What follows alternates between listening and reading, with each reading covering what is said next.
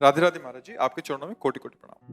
महाराज जी, तुलसीदास जी रामायण में एक चौपाई में कहते हैं, पुण्य पुंज बिनु मिले ही न संता। महाराज जी, ऐसे कौन से पुण्य हैं जिससे संत मिलते हैं? कृपया मार्ग। एक चौपाई में और कहते हैं, बिनु हरि कृपा मिले नहीं संता।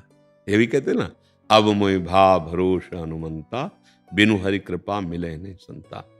जब हमें पुण्य प्रताप से संत मिलते हैं तो हमें उसमें हरि की कृपा देखनी चाहिए, क्योंकि कोई इतना पुण्य बलवान नहीं है। पुण्य का मतलब शुभ कर्म, वो इतना बलवान नहीं है कि मुझे भगवत प्रेमी महात्माओं से मिला दे। असली में उसमें हरि की कृपा होती है।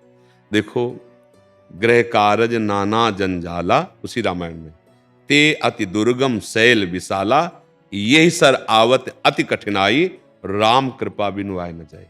कृपा शब्द का प्रयोग हुआ। भगवान की कृपा से मानव देह मिलना, भगवान की कृपा से संत समागम मिलना। अब इसी को हम पुण्य पुंज समझ लेते। जैसे अब हम प्रभु के मार्ग में हैं, प्रभु का नाम जप कर रहे हैं, अच्छे आचरण से, चाहे गृहस्थ हो या विरक्त, तो हम कह देते हैं हमारे बड़े भाग्य, हम वृंदावन आए, हमारे बड़े भाग्य, संत समागम हुआ, हमारे बड़े भाग्य। लेकिन ये हमारे भाग्य में लिखा नहीं है। भाग्य में दो ही कर्मों का परिणाम लिखा होता है, शुभ और अशुभ।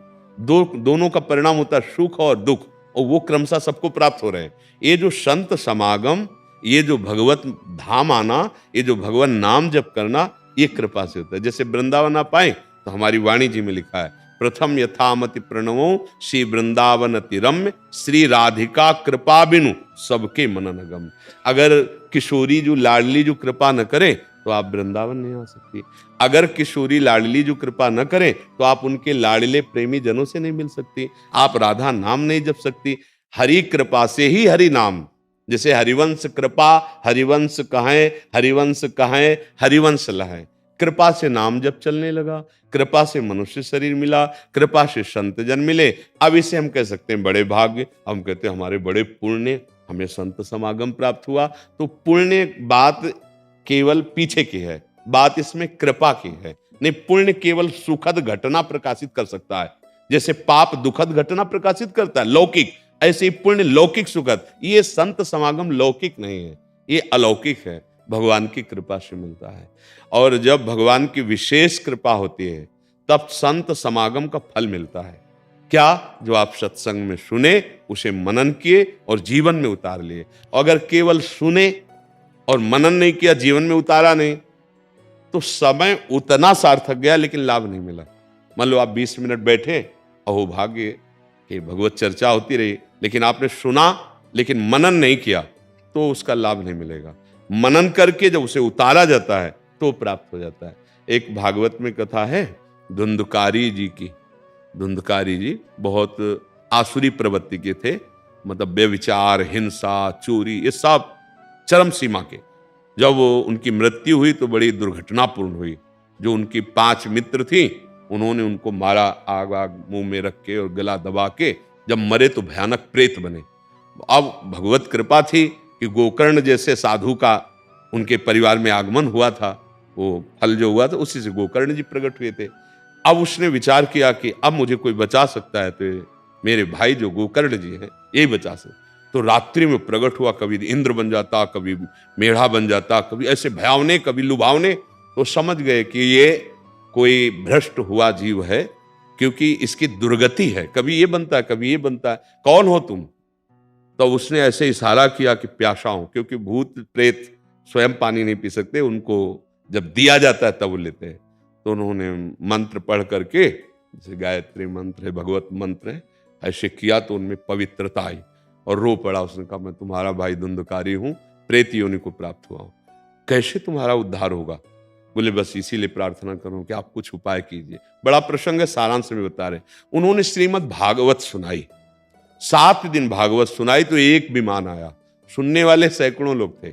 धुंधकारी भगवान का स्वरूप, पार्षद स्वरूप प्राप्त करके विमान पे चढ़ा तो रोक दिया गोकर्ण जी ने भगवत पार्षदों को। वो कहा, हमारे श्रोता सब सुने थे, इनके लिए विमान क्यों नहीं लाए? तो उन्होंने कहा, श्रोता सुने थे, मनन नहीं किया, और इसने भूख प्यास सब सहते हुए सुना भी और मनन किया। मनन करने के प्रभाव से ये भगवत पार्षद बन गया। सुन के मनन ना किया जाए तो विशेष लाभ नहीं। तो भगवान की कृपा से जैसे सत्संग मिला, अब इसमें जो वर्णन किया जा रहा है कि आप बुरे आचरण मत कीजिए, कोई नशा मत कीजिए, गंदा व्यभिचार आचरण मत कीजिए, राधा राधा नाम जप कीजिए, परिवार को भगवान का स्वरूप मान के सेवा कीजिए, अभी मंगल शुरू हो जाए। हमारा परम कल्याण सुन के मानने से है। आप समझना, अगर आप बहुत अच्छे संत के पास गए लेकिन आपने बात एको नहीं मानी तो लाभ क्या मिला हमें बताओ? लाभ वही मिला कि आप बात मान लो, और ये भगवान की कृपा। यही सरावत अति कठिनाई, राम कृपा बिनु आए न जाई। हमारे ऐसे कौन से पुण्य हो सकते हैं जिससे हमें भगवत धाम आने को मिला, भगवत प्रेमी महात्माओं का संग मिले? हम तो यही चाहते हैं कि भगवान की एक कृपा है और ये कृपा बढ़ती रहे, कृपा से। अब हम कह सकते हैं हमारे बड़े पुण्य, अब हम कह सकते हैं हमारे बड़े भाग्य, लेकिन वास्तविक भाग्य में इतनी दम नहीं थी, ये भगवान की कृपा से मिला है। मुख्य कृपा। अगर हम पुण्य की तरफ देखते हैं तो अहम आएगा कि मेरे ही पुण्य के परिणाम से तो मिले। नहीं नहीं, ऐसे हमारे पुण्य नहीं थे कि हम धाम आते, हम भगवान महिमा सुनते, हमारा मन प्रभु की तरफ चलता। ये केवल कृपा से हो रहा है। इससे सबसे बड़ा लाभ मिलेगा, अहम पुष्ट नहीं होगा। और अहंकार पुष्ट हो जाए तो चाहे तीर्थयाटन करे आओ, चाहे दान करे आओ, चाहे जो कुछ करो, वो सब गलत हो गया, उसका लाभ नहीं मिल पाएगा। अहंकार होते ही उसका प्रभाव नष्ट हो जाता है। तो कृपा शब्द हमें अच्छा लगा। अब मोहि भाव भरोसा हनुमंता, बिनु हरि कृपा मिले नहीं संता। अब हम कह सकते हैं कि हमारे बड़े पुण्य, बड़े भाग्य कि हमें ये मिला। मिलने पर हमारे पुण्य नहीं मिला है हमें, हाँ, मिल जाने पर हमारे बड़े भाग्य कि हमें संत समागम मिला, हमारे बड़े पुण्य कि संत समागम मिला। ये कहने की बात है, मुख्यतया कृपा, भगवान की कृपा। मतलब फिर क्या कर्म करने चाहिए संत मिलने के लिए? मतलब वैसे मुझे लगता है कि भगवान से प्रार्थना के सिवा और कोई बड़ा कार्य नहीं है। जब भगवान से प्रार्थना की जाती है तो भगवान का अवतार भी हो जाता है, नहीं हो जाता? सब मिलकर ऋषि मुनियों ने जय जय सुरनायक जन सुखदायक प्रणत पाल भगवंता, भगवान अवतार ले लेते हैं। अगर हम एकांत में भगवान से प्रार्थना करें हृदय से कि प्रभु चाहे दुख दो चाहे सुख, मैं आपसे शिकायत नहीं करूंगा, पर ये जन्म मेरा सार्थक हो जाए, तो अपने, हमें पता नहीं कौन महात्मा है कौन क्या है, आप अपने प्रेमी जनों का संग करा दीजिए और मुझे भजन में रुचि दे दीजिए। ये मिल गया तो सब मिल जाएगा। धर्मशील और भजनानंदी के पास समस्त सिद्धियां और वैभव आ जाते हैं, ये लोक की क्या बात है? तो भगवान से प्रार्थना करें, क्योंकि वही संत को जानते हैं, उन्हीं के संत जन होते हैं।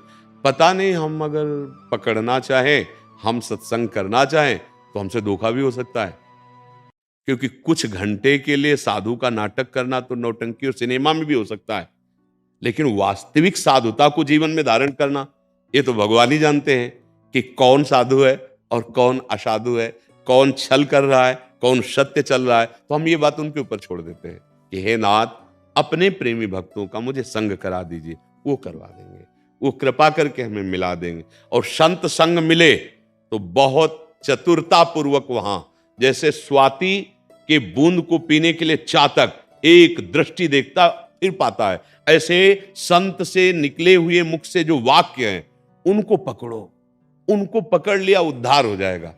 एक बार का सत्संग, तात स्वर्ग अपवर्ग सुख धरी तुला एक अंग, तुलनताय सकल मिल जो सुख। अब आप समझ लीजिए कि कितना सत्संग की महिमा है। तो किस बात की है? मिल गए चले गए, इससे कुछ हो जाएगा? हो जाएगा। हमारी बात पकड़ लो, जो हमने शास्त्रों में गुरुजनों से छाती में अनुभव किया वो हम आपको बता रहे हैं। अगर आप ऐसे चलोगे तो सत्संग ही सत्संग रहेगा। कैसे? अब आप कहीं चले जाओ, आपके दिमाग में हमारी बातें हैं ना, उसके अनुसार चलो ना, तो रात दिन हम तुम्हारे दिमाग में बैठे हैं। आपको दिखाई बाबा ने कहा था, बाबा ने कहा था ये नहीं करना, ऐसे चलना, तो है ना तुम्हारे सामने दिमाग में, रात दिन हमारा साथ हो गया। और हमारी बात अगर ना मानो तो अभी निकले, खत्म खेल हो गया। तो ये 10-20 मिनट सार्थक हुए, लेकिन वास्तविक साधु संग का लाभ नहीं मिला।